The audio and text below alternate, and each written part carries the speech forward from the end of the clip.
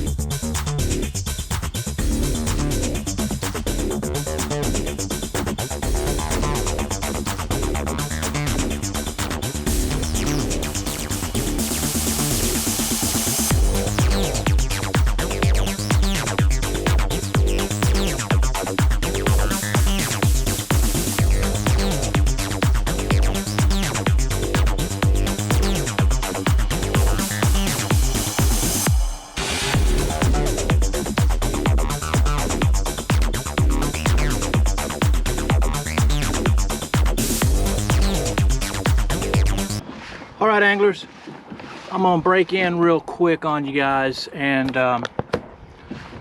give you a little things that I missed a little later in my thing. So if you've noticed, if I'm drifting into, sometimes the current drifts me into the lights, I'll reach down. What I'm doing, I'm putting my kayak into reverse, and I'm backing away from the lights, backing up into the dark, or trying to hold my position. It's not perfect. You can't hold your position perfectly no matter what you do. You know, it'll push you one way or the other.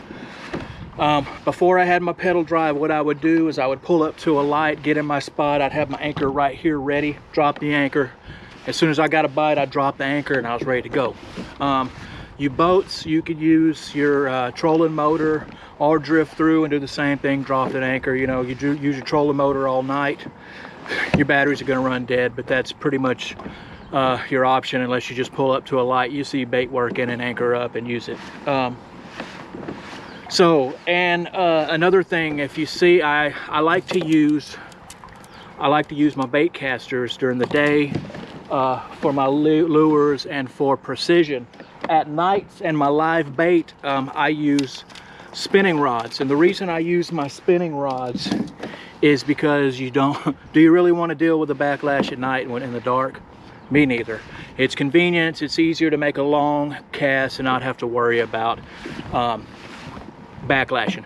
On the bad part though, if it's windy, it'll blow your line into something. So working around docks in these neighborhoods, if it gets windy, sometimes that's a bad idea, and I go back to my bait caster. That being said, live bait, and that's what I use for live bait at night. How I set up my live bait, got my Norton quick twist to remove it, everything. I got my rattler. I've got about a foot of mono 20-pound mono, and I've got my croaker hook right here. And this is the same setup I use for croaker, mullet, or popping cork. What I'll do is above the swivel, above the twist, I'll be able to put my popping cork up there and adjust the height there that way, adjust my depth. And so I use the same hook for shrimp, I use the same hook for croaker, I use the same hook for mullet. And the reason I have it today is because I'm going to drag mullet behind me. So there you go, man. I'll get back to the video, and I'll see y'all in a little while.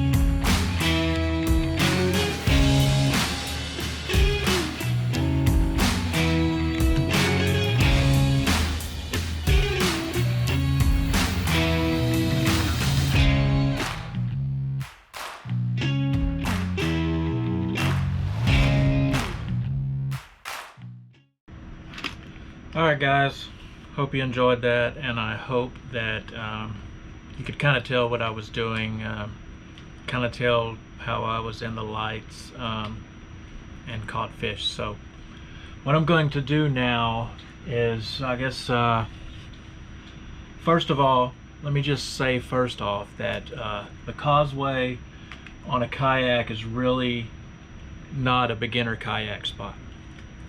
Now, if the wind is 5 miles an hour and it is glass and calm, you may have a better chance. But you know, when the wind picks up, so this side is the Galveston side, south, and this side I call the Tiki Island side, north, and then you got West Bay over here, and then east going over into Galveston Bay. So if the wind is blowing from west to east, and even like a good southeast wind, and it's 15 miles an hour or more, that current is going to be running through here pretty fast, and it's going to be a pretty good chop. And what happens, the current runs right through here and it hits this railroad bridge and bounces back. So in this, just really kind of right here, because the current runs fast through these two channels right here. So when it does, what that does is it causes the waves to come back at each other. So you got a wave coming this way, and then it hits this, and you got a wave coming back this way. And it creates a washboard effect. I mean, them waves are, the first time I ever went out there like that, it scared me. You know, I went through there, and I was in a new kayak, and I didn't know what it could really handle, and I took a big chance that I wouldn't recommend to a lot of people. But I take a lot of chances. It's just in my nature. So anyway, if you have never fished it before, go with somebody who has. This place, you could really, in the middle of the night, especially if the current's running this way, you could dump yourself right here, get drug under, stuck underneath that bridge, cut up by barnacles. Nobody'd find you for the next couple days, man. You know, it's not for the beginner. That being said, little overview. There's a lot of speckled trout. I've caught redfish out there. I've even seen, when the water's clear, sheephead swimming around eating the barnacles off here. So I've never caught them, but if you like sheephead, shrimp, little fiddler crabs, you know, around there. So anyway, the way it's set up, you've got the ship channel right here, and all night there's going to be barges running through there. So, you know, you got that to worry about. All these red dots are basically lights. So you've got lights on the end of each one, and then you've got lights on the inside. Well, these solid ones, they have like lips on them, so there's a little bit of a shadow. And then you got these solid ones with space in between. And then you have these dots here, which are separate pylons, and these are as it starts getting closer, shallower. There's 4 or 5 of these, and probably several here. The Tiki Island side, you'll see it's big with a bridge, not a bridge, but a sign structure going across here. So anyway, speckled trout, redfish, any kind of predator fish like that is like an ambush predator. So what an ambush predator will do is, you see the current arrows I got here. So you say, when I go out there, if the current's running this way through there, I'm thinking that there's going to be fish hiding right here. There's going to be fish hiding right here. So when the current swings that bait by, then fish are going to jump out and get them. When the current swings the bait through that light, then fish are going to jump out and get them. So normally when I go out there, the first places I check is these outside lights that the current's running past. Normally, you know, you'll find fish. That's how the fish will be found. But I mean, I've found fish when the current's running this way. So you got that, and then there will be birds out there. Always look for the birds. Birds are everywhere.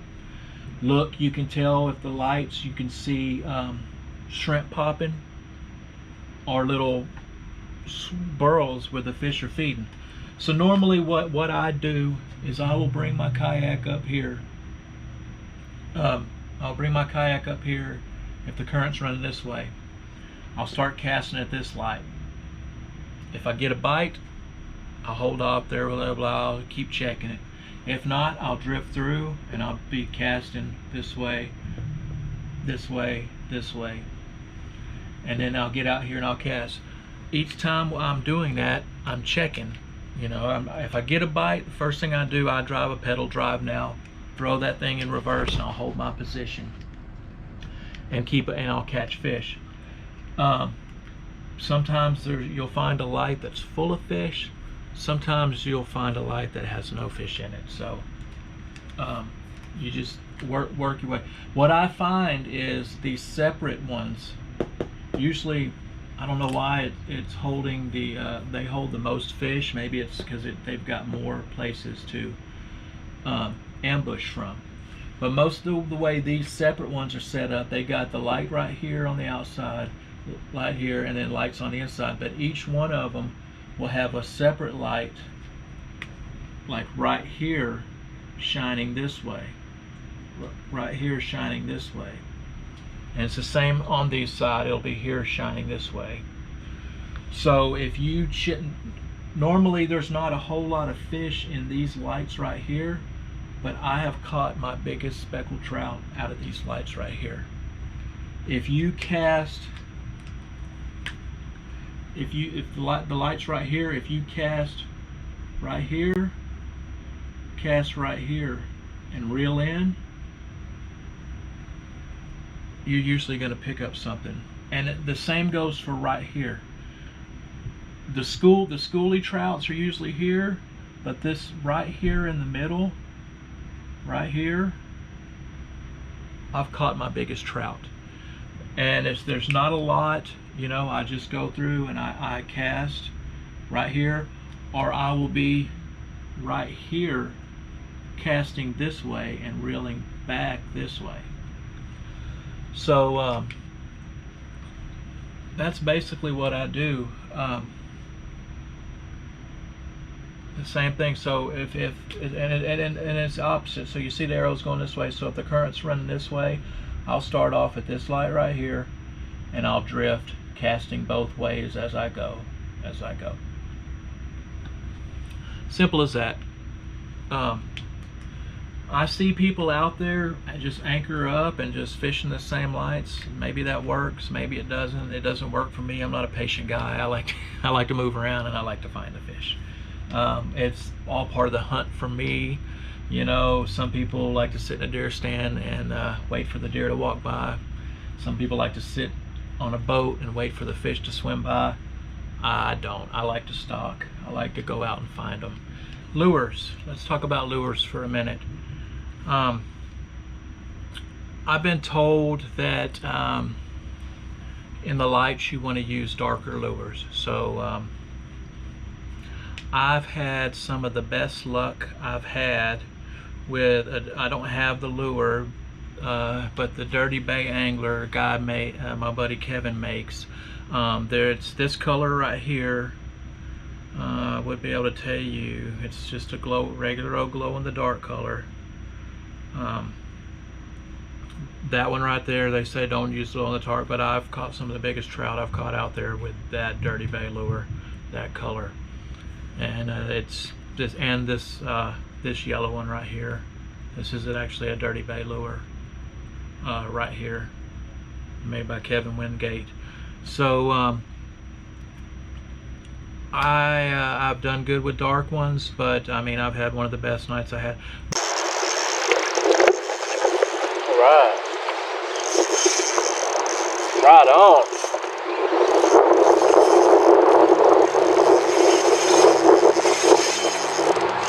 All right, it's a good trout. If it's a trout.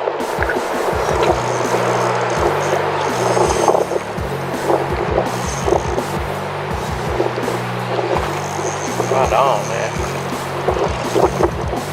Good one.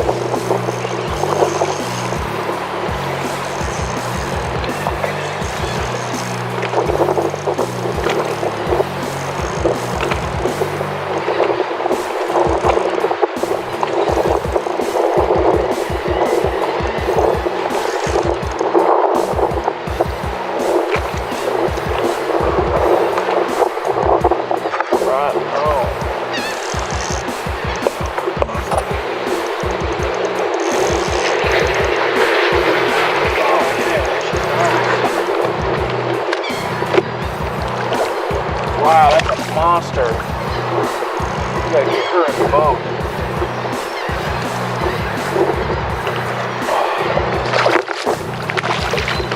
Oh, come on.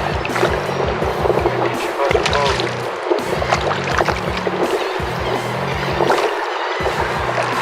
Got her. Boy, look at that. Man. Wow. Well over 20.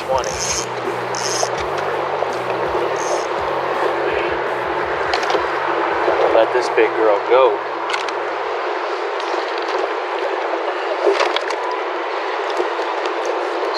Wow. Listen to her thump. I just changed the lure out for this glow in the dark Dirty Bay lure, man. I swear. Dirty Bay's killing it tonight. Wow.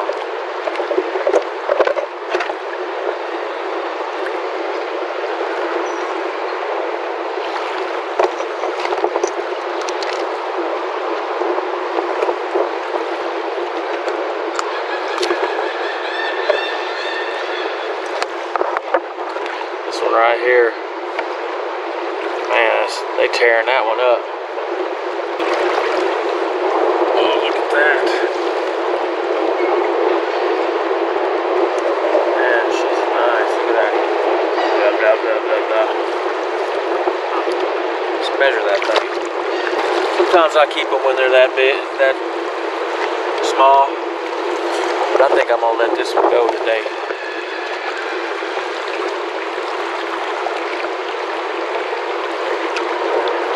Let this good girl go. Live on to fight another day. Get on out of here, girl. But that being said too, I like throwing hard plastics into the lights. This little guy right here, it's a cheap $2. It was at Walmart in the cheap $2. You can see that little bin where they sell them for on sale for $2. I go to Walmart and I get a lot of the cheap ones like that because I go through them a little bit, lose them. I don't want to spend $30 on a lure that a fish is going to lose or my line's going to break on. So anyway, that right there, this little twitch bait. I have another one right here. I think this. No, it's not. This one right here, those right there, they're not deep diving, they're medium diving, and you slow retrieve sometimes is all you need. Slow retrieve back. They're gonna go and they're gonna rattle, and I like to give it a pop every now and then. That pop will make it do this, shoot back and forth like a fish. Sometimes I just pull it and you can feel it vibrating, and that vibrating and that rattling, man, will get them in there. You can also use these soft dines right here. I like to use those. And if you noticed the trend in my colors here, I'm colorblind, so all I see is dark to light. It may be green, it may be brown, or whatever that color is, but all I know is this matches the color of a mullet. And mullet, shad, and glass minnows is mainly what they're feeding on out there. So I like to match my lure colors to the mullet or to a shad. Shad color kills them. They say all them other colors on lures is to catch you and not the fish, but I mean, you catch fish. I've caught a lot of fish on purple, and just depends. So anyway, soft dines. My usually rule of thumb on my lures is sometimes murky water, darker work, lighter water, lighter colors. So what I'll do is I'll have 3 main colors. I'll have a dark, which could either be a dark purple and or a black, and then I will have the chicken of the sea down south is my favorite color. Anything that color would be my middle color, and then I will have a light color, which is going to be a white, yellow, or like a pink. And I like chartreuse tails, man. It gives them a little bit of enticement, a little flash. Okay, so anyway, the soft dines, if you don't know how to work those, they're slow sinking. You give them a couple jerks, they do their thing, and that jerk causes the reaction. So that's good in them lights. And then there's these right here. If you look at these are basically the same thing as the soft dimes, but they're hard plastic. And if you notice the trend of my colors, dark top, silvery light bottom, you know, and you hear that rattle in there. That rattle is going to create a vibration and a noise, which is going to be something else that's going to drive the fish over there. If you've ever fished with a popping cork, that rattle and that pop and that noise is what brings the fish in to investigate, and then they find your bait and you catch a fish. And it's the same concept with these. These are gonna come in and you let them sink. They're slow sinking.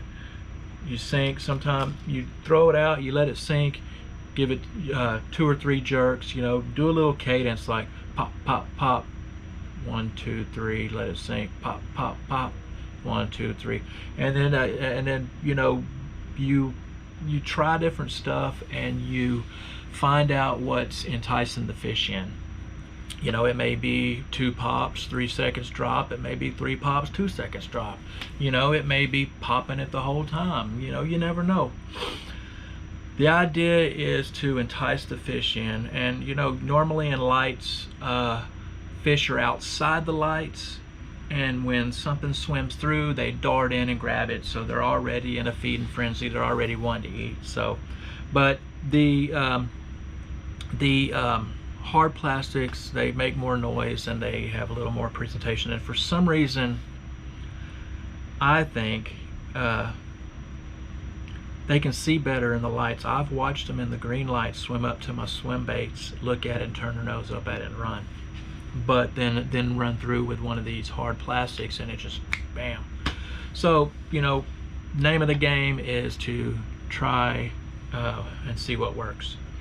And another thing that works killer at the Causeway, and it's because a lot of the times of the year they're feeding on glass minnows, those cheap 99-cent dollar spec rigs.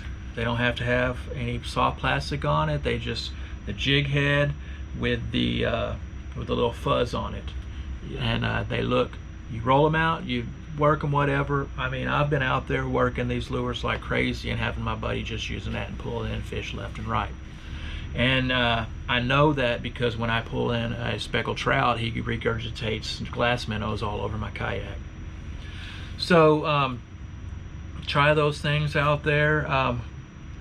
It's not good. I wouldn't suggest letting your lures hit the bottom and then popping them off the bottom like you would look for flounder, because out there at the Causeway there are hang-ups everywhere. I spent a lot of time losing stuff, learn that lesson. And I suggest, if you are going out in a boat and you've never been at the Causeway, man, go out during the day and go slow and explore it. There are a couple on the Tiki Island side. And if you earlier you heard me mention the sign structure that's going over here.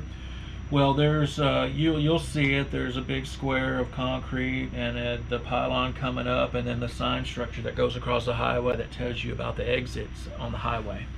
Okay, so about 1, 2, I think it's from the sign structures here. You got 1, 2 openings, and there are all these ones with the separates right here. So on the second opening, right here and right here, there are poles sticking out of the water. Now, when the water's tide's low, they're going to be sticking out about 6 inches to a foot. When the tide's up, they're going to be barely submerged, and you ain't going to see them. And if you travel along this sides with your boat, you're going to gouge your boat and sink. I don't know about sinking, but you're going to gouge the side of your boat. So if you do travel anywhere in here, stay in the middle. Stay in the middle here. I haven't seen any hang-ups. I haven't found any along the way in the direct center of it, but there are some on the sides right there. And like I said, two lanes over from the sign structure, going towards the channel, from the sign structure to the channel. Be prepared. When I go out there, you know, I have all my safety equipment. I bring food, I bring snacks, you know, I got a first aid kit with me. I bring extra lures. I mean, just always be prepared. Anytime you go out there, be prepared. You're going to be at night, you know, it's best to go with somebody just in case something happens, but be prepared. You just, any scenario you can think of in your head, be prepared for it. I would rather be packed up and be ready for something than and not need it, than to have something happen and me needing it. You know, if you notice, I don't know if you've noticed, but if you've seen some of my videos, I've usually got a little knife hanging around my neck.